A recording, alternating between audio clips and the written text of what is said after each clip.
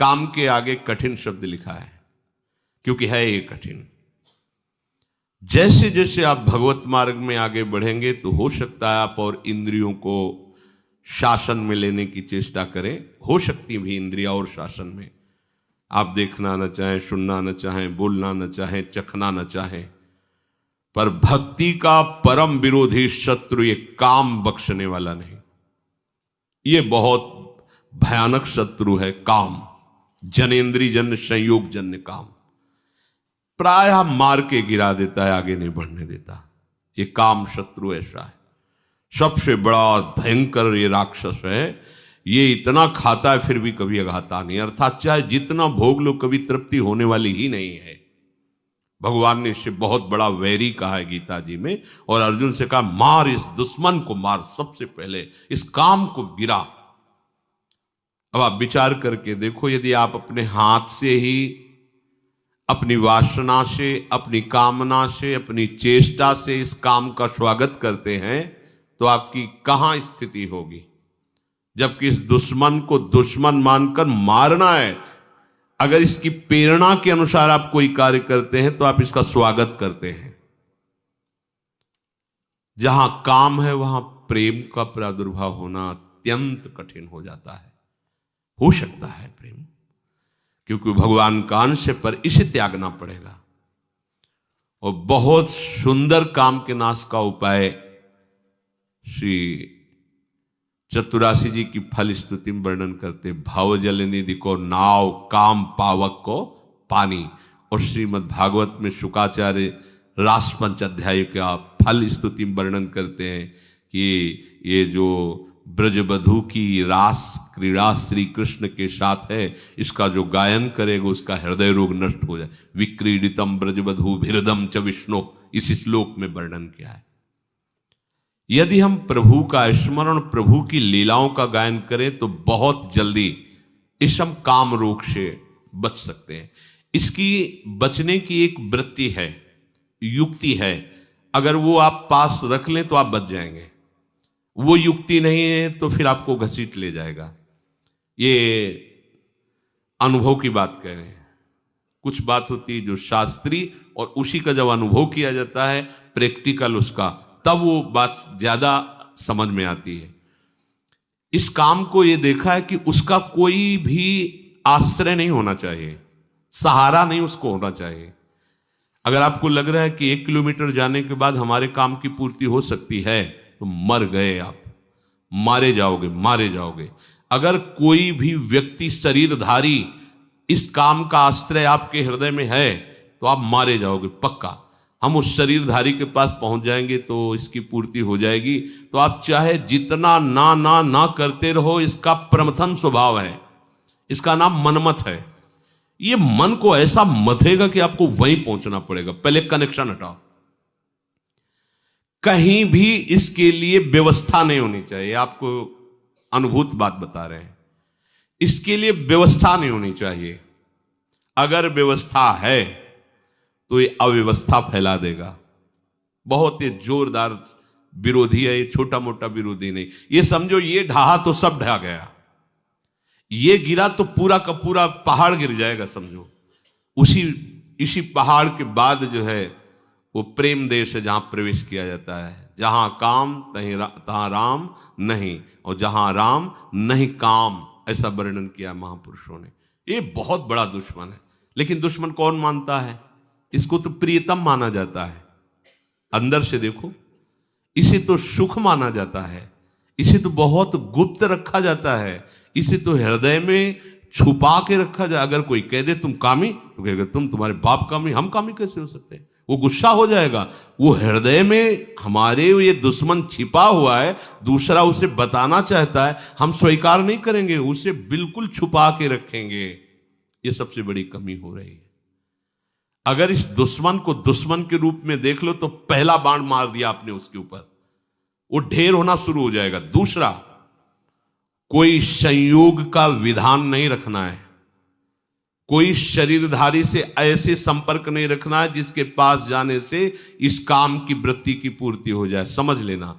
तीसरा, आपको स्वयं में कोई ऐसी चेष्टा नहीं करनी है जिससे इस काम का स्वागत हो। काम के द्वारा प्रेरित कोई भी ऐसी चेष्टा नहीं करनी, उसको सहना है। जो सहन करता है वही भक्तिवान होता है। सहत सहत बाढ़े भगति, और इसे सह वही सकता है जिसने भगवान के नाम का आश्रय लिया है, भगवान के चरणों का आश्रय लिया है, प्रियालाल के सांवले गोरे चरणारविंद का आश्रय लिया है। सहना कोई कठिन बात नहीं है उनके लिए जो भगवद आश्रित हैं। भगवद आश्रय नहीं, फिर सहना तो बड़े बड़ों को ये अपने आकर्षण में घसीट लेता है।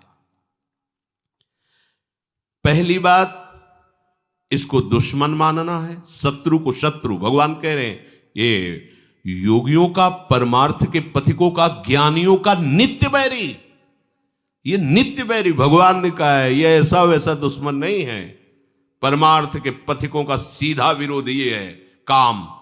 पर आश्चर्य, हम इसको दुश्मन नहीं मानते।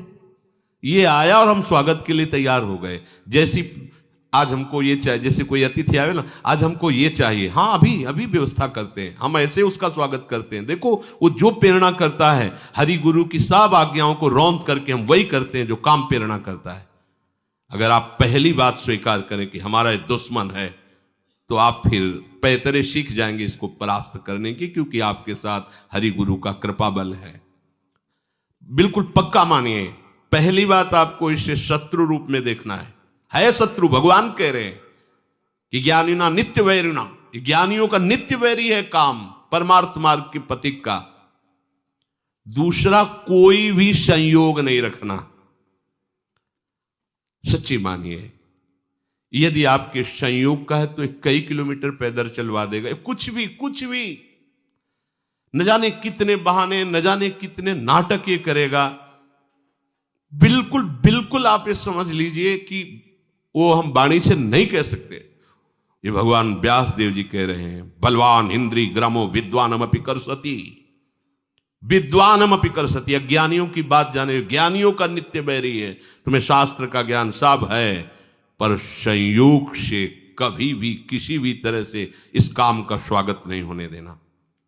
अब आप अपनी दृष्टि डालिए, कोई ऐसा तार तो नहीं है जहां इसको स्वागत के लिए हमारी गुंजाइश हो। बिल्कुल उसे काट दीजिए।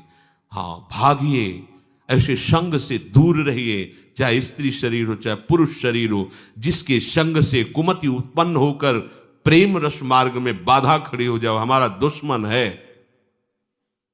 तीसरी बात, अपने द्वारा अपना नाश मत कीजिए। दूसरा कोई शरीर का संयोग तो आपका नहीं है, पर आपने ऐसी कुचेष्टाएं सीख रखी है कि आप काम का स्वागत करते हैं। बहुत बड़ी हानि है। स्वप्न में भी तुम्हें परमानंद का अनुभव कैसे हो सकता है जब तुम ऐसे गंदे काम करते हो। जिस आसन पे तुम लेटते हो उसी में भजन करना है, रात दिन उसी में सुमिरन करना है, तुम अपने आसन को गंदा कर रहे हो। ऐसे परम पावन धाम में रह रहे हो, कैसी चेष्टा कर रहे हो। ये सब ध्यान से सुनो। ये सावधानी, ऐसी सावधानी जहां किंचन मात्र इसको कोई गुंजाइश नहीं मिलनी चाहिए काम को। चौथी बात, ऐसा कोई दृश्य देखने की चेष्टा मत करो जिससे इसका स्वागत हो। अगर कहीं ऐसी बाह चलते फिरते दृष्टि पड़ जाए पशु पक्षी पर भी, तो प्रिया प्रीतम का भाव करके प्रणाम करो, आगे बढ़ो। चिद चिद लक्षणम सर्वम राधा कृष्णमें जगत। दोबारा दृष्टि नहीं जानी चाहिए। किसी माता बहन पर कहीं कोई ऐसी दृष्टि जाए, मानसिक प्रणाम करो, हट जाओ। जो चाहे आपन कल्याणा, सुजस सुमति शुभ गति शुभ नाना, सो परनार लीलार गोसाई, तजौ चौथ के चंद किनाई। यदि आप काम पर विजय प्राप्त करना चाहते हैं तो विरोधी भाव जहां से प्रकट होते हैं, ऐसे शरीरों के दर्शन करने से बचिए, सावधान रहिए। मति गति सब भ्रष्ट हो जाएगी। केवल काम की ही एक ऐसी वृत्ति है जो सर्वनाश कर देती है। क्योंकि काम की पूर्ति न होने पर क्रोध आता है, काम की पूर्ति होने पर लोभ आता है। जैसे जैसे कामनाओं में बहते जाओगे, तुम्हारी मोह ममता बढ़ती जाएगी, अहंकार, सारे की सारी जड़ है ये काम। इसीलिए कठिन शब्द लगा है। कठिन काम वासना पाप का करके पूरी तरह विनाश। सच्ची मानिए, ये मन बहुत हमारा बेईमान है, ठग है। ये इनसे मिला हुआ है, विपक्ष से मिला हुआ है। हम भजन में रुचि प्रकट कराने के लिए जब इस मन को बैठालते हैं कि नाम जप कर, मंत्र जप कर, तो ये थोड़ा सहयोग देकर फिर हमसे अपना सहयोग मांगता है। थोड़ी देर ये मनोरंजन तो कर लेते हैं, थोड़ी देर ये काम तो कर लेते हैं, थोड़ी देर ऐसा, बस इसकी इस बात को, सलाह को मत मानना, ये ठगों से मिला हुआ है, लुटवा देगा, पूरा का पूरा लुटवा देगा, विश्वास कीजिए। फिर आगे चलकर एक ऐसी स्थिति आती है जिसमें काम का स्फुरण होता है। ऐसे स्फुरण हुआ, शांत हो गया, क्योंकि उसके लिए कोई भी बढ़ावे वाली वस्तु नहीं रह गई, न स्वयं में क्रिया है, न कोई संयोग का विधान है। तो ऐसे स्फुरण हुआ, खान पान या किसी जरा सा क्रम बिगड़ गया, ऐसे स्फुरण हुआ, फिर शांत। फिर जब आनंद की अंदर स्फूर्ति होती है, ये रह ही नहीं जाता है। फिर जब भाव प्रकट होता है तो आसपास विषय बिछा हुआ हो तो भी जैसे भुने हुए चने में कहीं अंकुरण नहीं हो सकता, दिखाई चना वैसा ही देगा आपको, वैसी आकृति वैसा, पर उसे कितना भी खाद पानी लगा दो नहीं, ऐसे ही नहीं। स्वात्मारामम विषय मृग तृष्णाम भ्रमयति, जो आत्मस्वरूप प्रभु का साक्षात्कार किए हुए उसमें काम वासना का उदय ही नहीं होता है। ऊसर बरसई तृण नहीं जामा, संत हृदय जिमि उपज न कामा। जैसे ऊसर भूमि में कितनी भी जल खाद लगा दो, अंकुरण नहीं हो सकता, ऐसे ही संत हृदय में कभी काम का प्रवेश नहीं हो सकता। पर पहले था, फिर भगवत आश्रय से, भगवत चिंतन से, भगवत कृपा बल से नहीं। ऐसा नहीं कि कोई गर्भ से पैदा होते ही निष्काम, या तो भगवान है या तो भगवत प्राप्त महापुरुष जगत कल्याण के लिए जो आते हैं वो होते हैं। तो अपने को हारना नहीं, क्योंकि अपने पास प्रभु हैं, प्रभु का बल है। कठिन काम वासना, अपने सबसे बड़ी गलती करते हैं, इसको पहली बात दुश्मन नहीं मानते, दूसरी बात इसकी व्यवस्था रखते हैं, तीसरी बात स्वयं क्रिया की चेष्टा करते हैं, चौथी बात हम ऐसे उसके बढ़ाने वाले दृश्य देखते हैं, बातें करते हैं, सुनते हैं।